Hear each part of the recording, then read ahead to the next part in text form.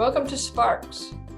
My name is Deirdre Brennan. I am the Executive Director of RAILS, which is the Reaching Across Illinois Library System.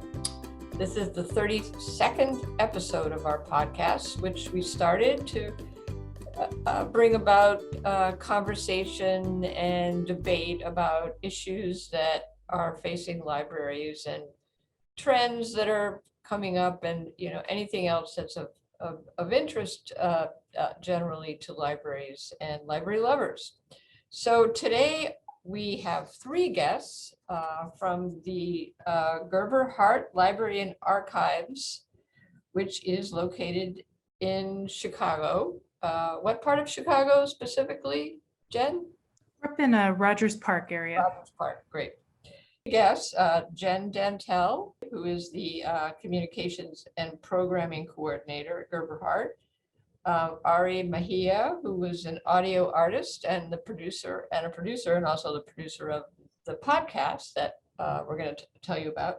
And then Erin Bell, who is a volunteer at Gerber Hart, but is also a librarian at Resurrection University. Is that right, Erin? Yes. Okay. So I think that probably to start out, as I said, Gerber Hart applied for a My Library Is grant, and they've put together a series, or they are putting together a series of, I think, 8 podcasts. So why don't you start by telling us, Jen, a little bit about the library and archives and the services you offer, collections, anything else. I know our listeners will be very interested. I know I am. Sure. Thanks. So Gerber Hart is a library and archive. So we're an LGBTQ library and archives. We focus on the LGBTQ history of Chicago and then the greater Midwest as well. And we have a large circulating library, so folks can come in to check out books that relate to LGBTQ history. We also have an archives, which has some really incredible collections that, a lot of the episodes of our podcast are going to delve really deep into some of these collections. Some of the ones off the top of my head, we have this small collection from GALS, which was the Great Angling Lesbian Society, which was a lesbian fishing group in the 1990s in Chicago. We have a large collection that belonged to Bill Kelly, who was a really incredible LGBTQ activist in the Chicago area. We have, just a lot of really interesting personal collections as well as organizational collections within the archives. Then we also have a special collections area where we have posters. We have a lot of periodicals and newsletters that belong to local LGBTQ groups. We have some large items. Something that dominates the whole special collections is a large tongue that hung in a bar called Carol's in Chicago. So that, if you're trying to get at the posters, sometimes the tongue will hit your head, so you have to watch out. But yeah, it's just a really incredible collection. It was started in 1981, and we're really excited to share more information about some of the treasures that are inside the boxes, as well as, the services people use. So, checking out books that are specific to LGBTQ content. So there's a lot, and we're excited to share it.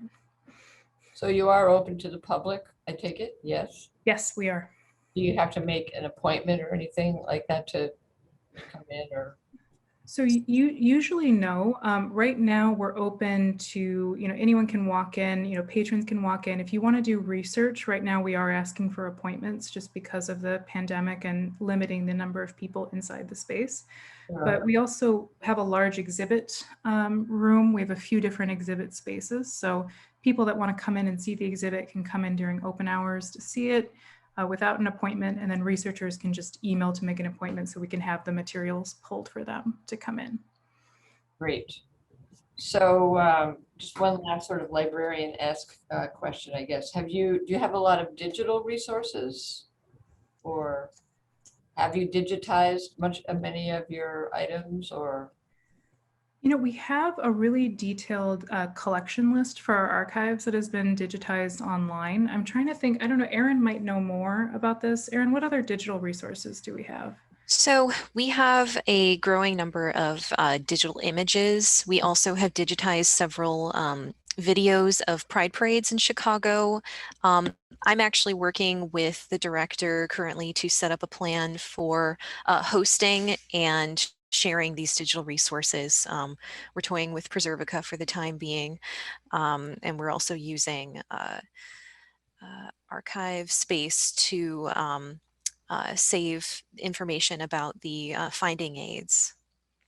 Great, great. Because obviously that's a great way for people to access your incredible treasures if they can't actually come to the library. So always Yeah, like to make that known if it's possible. So, all right, definitely. well, let's move on to the grant project then. So what gave you the idea? What, what did you hope to accomplish and how did it all go?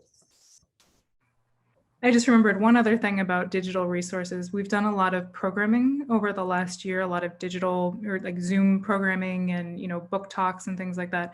And those have all been recorded and those are on our website. We've also had some episodes of the 10% show, which was this public access LGBTQ show.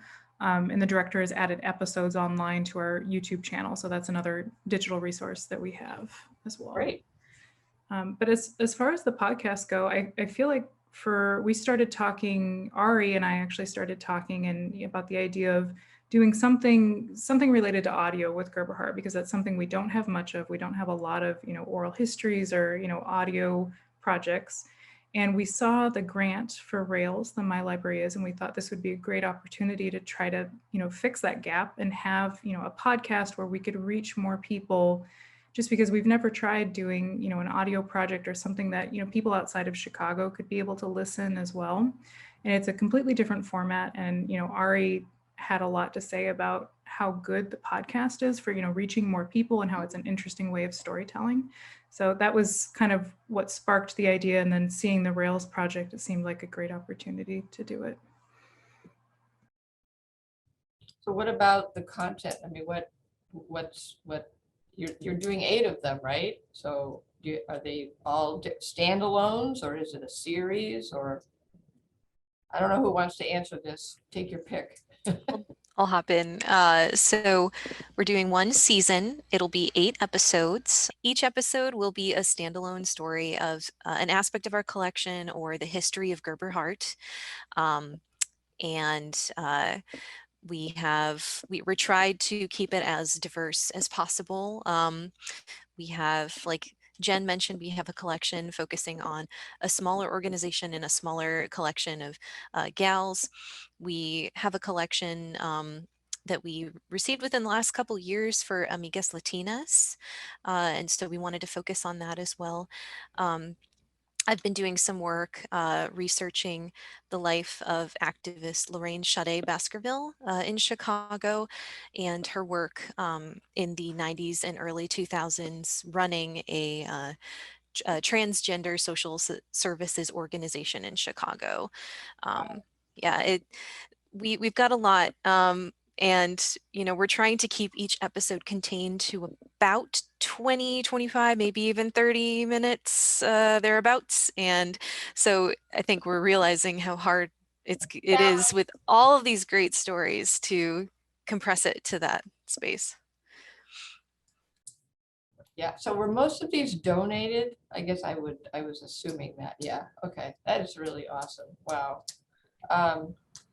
So I just quickly wanted to add too, just as like something that is particular about Gerber Hart is that the library in and of itself is a type of archive, and how that feels really particular and special. And I think that as we thought about the content and the episodes, how the two really come together in a really important way. That makes Gerber Hart stand out. And I think like queer literature and queer history are, one of the same. Like I stopped by Gerber Hart the other day for the paperback book sale, and like you just see through the years the genre and the content of fiction in and of itself is very historical. And so, yeah, I just kind of wanted to name that because I think, an archive library speaks for itself, but I think what Gerber Hart is that makes it so particular is that the library is also part of that archive. mm-hmm. Absolutely. So I'm assuming you're interviewing people too as part of the podcast? Anybody you want to tell us about? Jen, Erin, Ari? Yeah, I think we've done several interviews and they've been really fantastic. So, one of the other episodes is going to be on this bookstore in Chicago that was called People Like Us Books. And it was a, entirely LGBTQ bookstore, which is, we have bookstores in Chicago now that are, that have a lot of queer content, but there's no bookstore right now that is exclusively an LGBTQ bookstore in Chicago. So this bookstore existed in Chicago in the 90s, and we did a great interview with one of the founders, Carrie Barnett, who used to be the president of Gerber Hart too. So we did a great interview with her, just talking about why that bookstore was important. Also, for the time, it was run by her and then her business partner, Brett Shingledecker, who we're also going to be reaching out to. So talking about why it was unique for the time, why it was important. That was a really, really great interview. And then we did recently interview two of the founders of Amigas Latinas, and we interviewed two of the women that founded GALS. I'm trying to think, Ari, what are some of the other? I feel like we've done quite a few. Well, we interviewed John D'Amelio, who is now the president, right? And talked about the founding, and also he recently wrote. I don't know how recently he wrote the book, but the book was recently published, focusing on each different chapter is a different archive or a different collection. And so, and we also focused a lot in that interview around about Bill Kelly, who is a longtime Chicago activist. And I think, other than Lorraine, who next,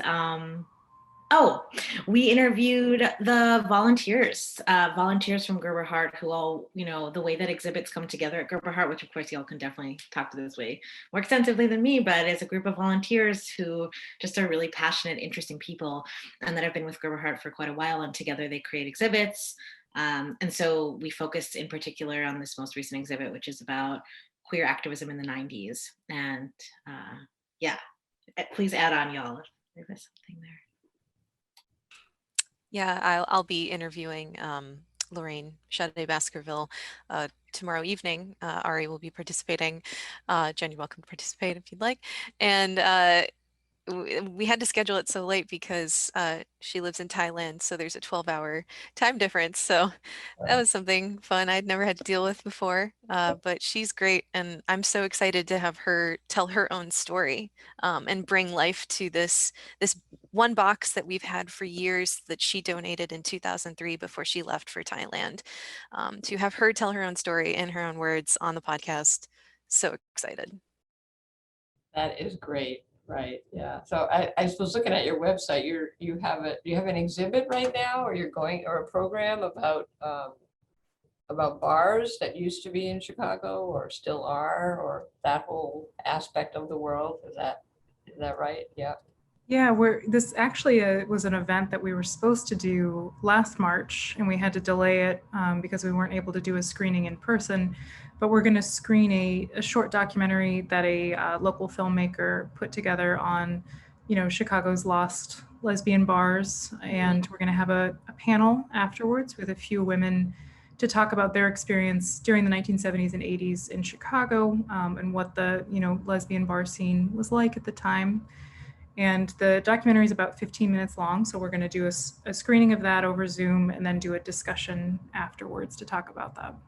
I assume that'll be available on your website. Yes. Anytime. Yep, we'll record it and it'll be on our website so folks can watch that after the event as well. Great. So let's see. So when do you think they'll be ready? You're in production right now? Is that right?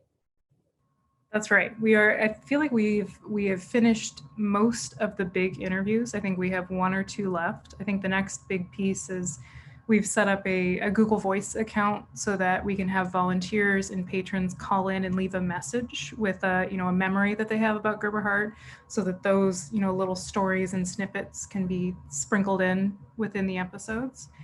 And then I think Ari is going to work her magic putting it together. But the hope would be that late spring, early summer, we can start distributing and releasing one episode at a time, so that people can, start learning and seeing all of this great material. I can't wait to hear the story wove together, because we've had really great conversations over the past few months. I imagine you won't be able to stop after 8 either, right? Or people will be clamoring for more. There's a lot of stories we had to cut. We had to really think about, what could we do in 8 episodes? But, there were quite a few other things we were thinking about, and we had to say, what, this will be season 2. We can return to these stories. So how will people get access to it? Is it, you're gonna have it on YouTube, or how are people gonna know about it? No, we've discussed the idea of perhaps using a known platform like Spotify or Stitcher, something like that. There was also discussion of setting up an RSS feed that people could subscribe to get updates. Ari, do you have any more ideas about that? Yeah, I'm really hoping to, it's kind of called like cross promo, but other shows, other queer history shows, like these are such beautiful, precious nuggets of tales that you don't know about unless you have direct access. That's part of the magic of audio and making this kind of work. And so I'm really excited to reach out to other queer platforms and shows, and not just queer, but also history shows that would possibly be into airing them. But also, Gerber has an extensive network, and so people just hearing about it, learning about it, sharing it with their friends, that's so much of how this stuff gets heard too. So along with everything else, I think like community and the community aspect of this work is so important. So other than like logistic basics, like we hope to cross promote, and we will be posting a lot, and we hope that people will listen and be really inspired to share it and share this work and these stories. And I want to say that I do like, oral histories and creating oral histories, and creating an oral history library at Gerber Hart is something I've definitely, Jen and I have kind of like stewed around a little bit. And that would be something that would be very exciting to also, that comes from this too, as we're collecting these stories and we're going to edit them, but there's still something that the library will then have, and that people can listen to these longer oral history interviews essentially as well. So let's talk more about your role then, Ari. So you were the producer, is that right? Are the producer, I should say. Yeah, I went to UIC. I took a class with John D'Amelio. I loved him immediately, of course, like most people that meet him. And then years down the line, as I got into making audio work and I was familiar with Gerber Hart, and I'm really into oral histories and into using them to create narrative audio storytelling and as a medium for sharing, right? And I reached out to John and I was like, what's up? What's the story? And he's like, I'll connect you to Jen. He didn't say it like that, but he was like, I'll connect you with Jen. And then Jen and I just talked a lot and dreamed it up, had a lot of lunches back when we could meet for lunch. And so I'm a freelance audio producer, so I pitch stuff to different podcasts. I've done full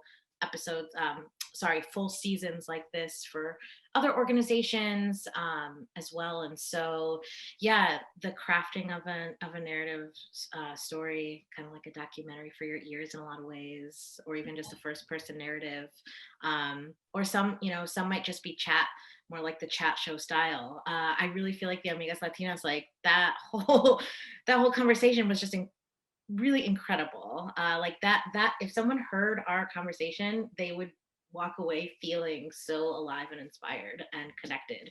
I feel that really passionately. So I think there's a lot of editing and producing and sound designing, and just these people sharing their stories really speak for themselves. So that will be my role, is to craft them and put them together. And then the three of us will work together to do listens and editing, and just kind of get it to where we want it to be together. Yeah. That's great. And how about you, Erin? What has been your role? And so I assisted Jen primarily in crafting the grant application. I wrote one or two of the statements. And then I've been a part of every meeting, helping to generate creative ideas and stuff for the podcast, thinking about the budget. And I have been sort of primarily responsible for the episode about Lorraine Sade Baskerville. And then I'm also going to be doing more research on the history of Gerber Hart to contribute that to the intro to Gerber Hart episode. So do you have any advice for, our listeners or viewers about who, podcasts are very popular, as I love them myself. For libraries or other organizations like you guys, I mean, you don't have a lot of money, I'm sure. I'm assuming that you don't, but you were able to do this with our grant, which is great. Any advice for other libraries who are interested, or archives interested in doing this? I mean, it's been great to me to see how open people are to sharing. I feel like there's a lot of interest, and a lot of people are really willing to give their time to talk about things. So I think, there's always that bit of nervousness reaching out to see if someone wants to be interviewed or they want to, give all of this information to you. But people have just been overwhelmingly positive about sharing. So I think being able to share those stories and have more of a platform, I think the money from Rails will definitely help, because we can promote it more. We can hire someone like Ari to be able to, work on it with us. That's something that we would have had a hard time doing without the grant. And I think it's really important people get compensated for their work. So the grant helps us be able to do that. And hopefully, we can have additional seasons where the podcast, because we're able to support it this time, that will get more of an audience, and then we could continue it going forward as well. Season 2. Yeah, season 2 and beyond. So when do you think you're going to have a name? Well, we have a meeting next week, Okay. so I think we gotta hammer out a name in that meeting. That's my plan. One other thing I would say is, if anyone wants to contribute, or if they have a story to share about Gerber Hart, just to send us an email. I'd love to share that phone number with you so you can call in and, share a story. But just, we're really excited. There's a lot of things that when I started as a volunteer, I didn't know existed. We have a collection. One of my favorite collections belonged to a drag queen called Miss Tilly, the dirty old lady of Chicago, who she was performing, I think, starting in the 1940s. And we have a whole box of photos of her from the 40s through the 90s and early 2000s. And, I think I didn't know that stuff like that existed, or that there was a record of, drag being, performed in Chicago back in the 40s. So I think people will be really interested to hear what exists, and what we're hoping that people will take away is that they can also donate their collections to us in the future. So, thinking about your life as important to document, and then important to pass on, particularly in the LGBTQ community. Working on this podcast, it has really, if anything, reinforced the importance of volunteering. And, I got involved with Gerber Hart while I was studying for my master's in library science, and I wanted to get on-the-job experience while I was studying. And not only was it a great way to be connected to the LGBTQ community, it was a fantastic introduction to working in a library, working in an archive, working in a museum, working with the public. Working with a variety of different catalog platforms and digitizing platforms and different technologies too, because so many of our machines are donated. So much in Gerber Hart is donated. But I've been exposed to so much just through volunteering, including being able to help with this podcast. And I'm so grateful for that opportunity and all of the other opportunities that have come from that. And I want to just also to leave you with kind of one of the main things that I've taken away on working on this, taken away many things, but everybody is an archivist, and every person has an important life that somebody else will want to know about on some level. And so I just want to encourage the people listening to this to remember that about themselves. And yeah, and it's just been really inspiring to work on this project for that reason, and how I have felt so validated and alive and important just as a person that exists on this earth. And I think that's the beauty of archives. Yeah. Yes, it is. The beauty of libraries and archives is that they, not only do they, provide you with education and access to the future, but they have that wonderful historic record. They make it come alive, and that's what you guys have done too. So great. Well, it's great to talk to you, and we look forward to seeing the podcast. So thanks very much for joining us today. Thank you for having us on. Pleasure. Thank you so much. Bye-bye. Bye. Bye. Thank you. Thank you very much for listening to Sparks today. Sparks is produced by the Reaching Across Illinois Library System. If you would like to learn more about the show or share your feedback on the topics discussed, please visit railslibraries.info/sparks.